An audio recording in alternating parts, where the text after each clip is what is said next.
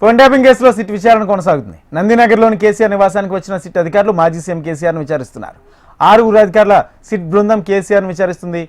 DIG Vijay Kumar, DCP Narayana Reddy, additional DCP KS Rao, ACP Venkatagiri, DCP Ravinder Reddy, ACP Sridhar SIT బృందంలో ఉన్నారు.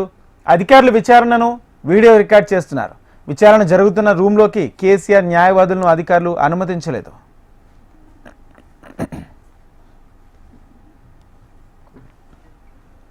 ఉదయమే నందినగర్లోని కేసీఆర్ ఇంటికి వచ్చిన సిట్ అధికారులు కొంత ఫర్నిచర్తో పాటు విచారణ కోసం కావాల్సిన పలు వస్తువులను తీసుకొచ్చారు.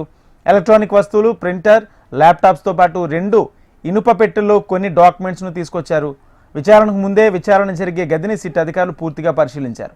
అనంతరం మధ్యాహ్నం 3 గంటలకు సిట్ విచారణ ప్రారంభమైంది. 2వ అంతస్తులోని గదిలోని కేసీఆర్ను విచారిస్తున్నారు.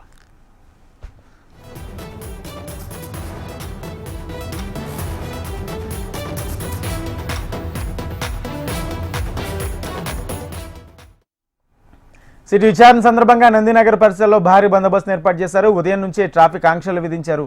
బసవతారకం క్యాన్సర్ ఆసుపత్రి నుంచి నందినగర్లోని కేసీఆర్ ఇంటి వైపు పోలీసులు ఎవరిని అనుమతించడం లేదు.